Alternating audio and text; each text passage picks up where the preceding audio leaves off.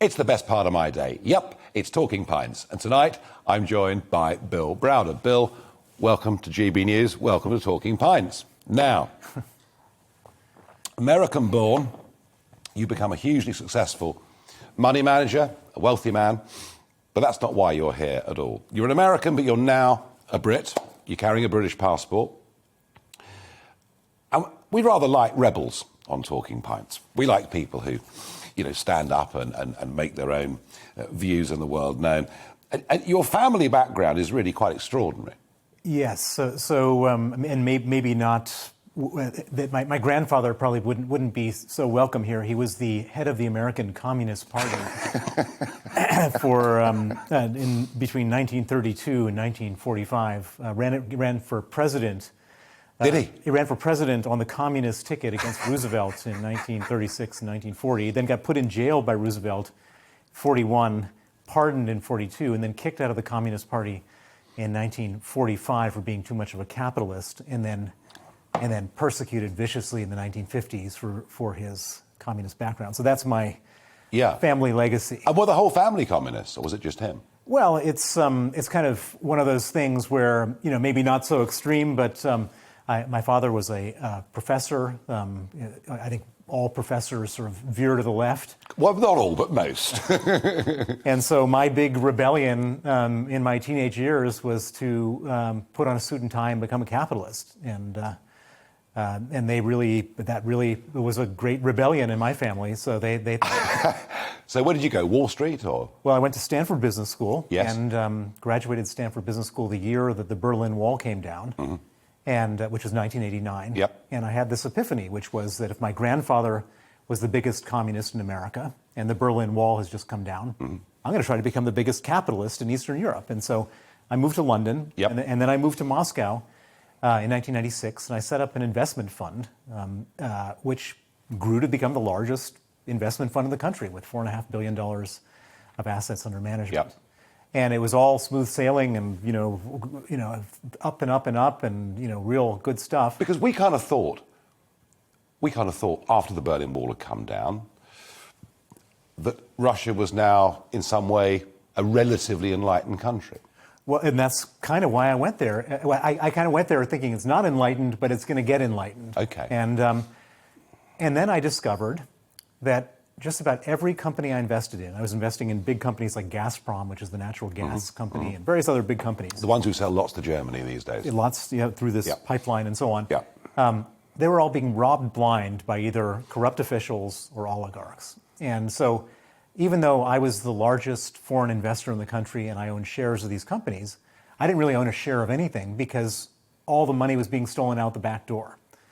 And so I felt compelled, mainly for financial reasons at that point, to challenge the corruption. And I started to scream about the corruption to the Wall Street Journal and the Financial Times, and I do research and then naming and shaming campaigns. And interestingly, for a brief period of time, when Vladimir Putin had just come to power, he was fighting with the same guys I was fighting with. The oligarchs were stealing power from him at the same time as they were stealing money from me. And so there's this expression, your enemy's enemy is your friend. Yeah.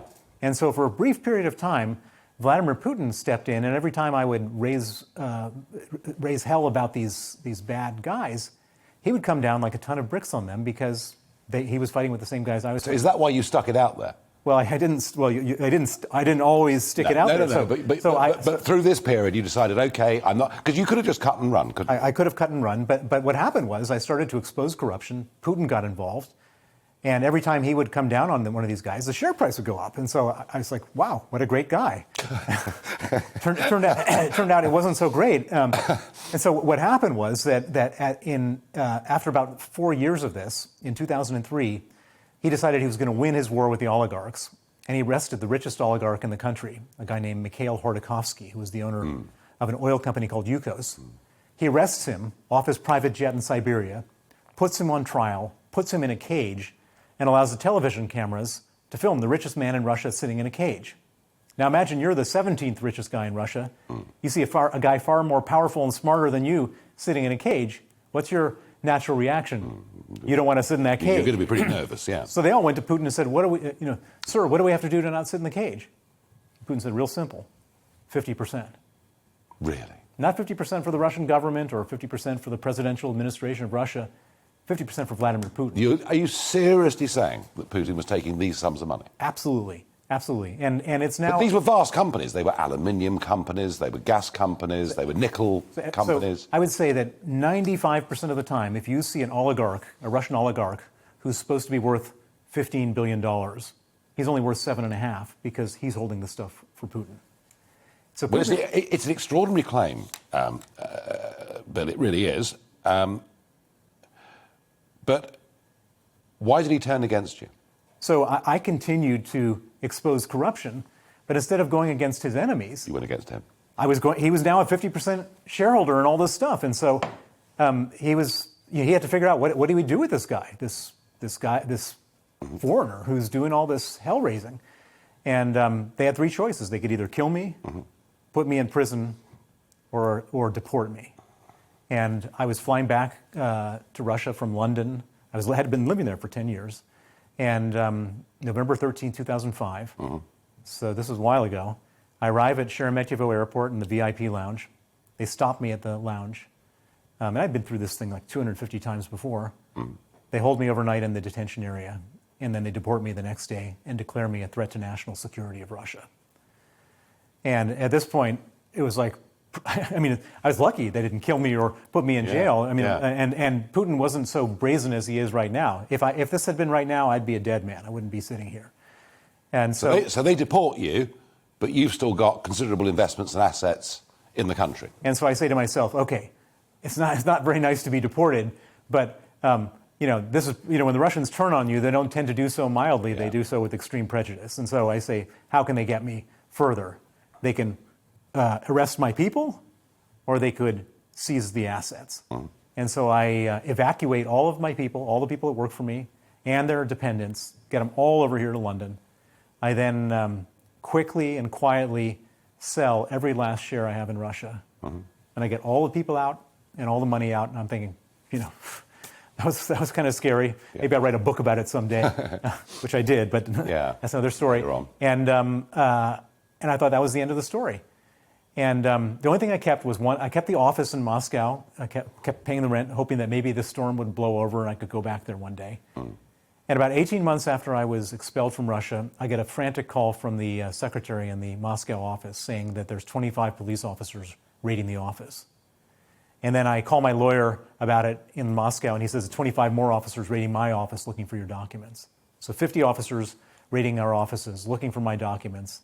They get them at the law firm's office. They seize all of our official documents for our investment holding companies, which at this point were empty because we sold everything. They seize all that stuff. And the next thing we know, we no longer own our investment holding companies.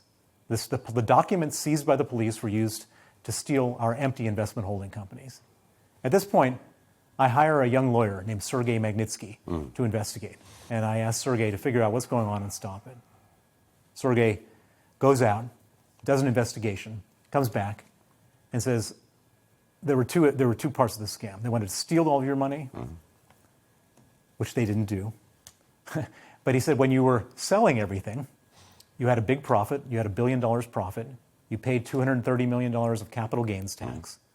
And these guys who stole your companies went back to the tax authorities and applied for a $230 million illegal tax refund.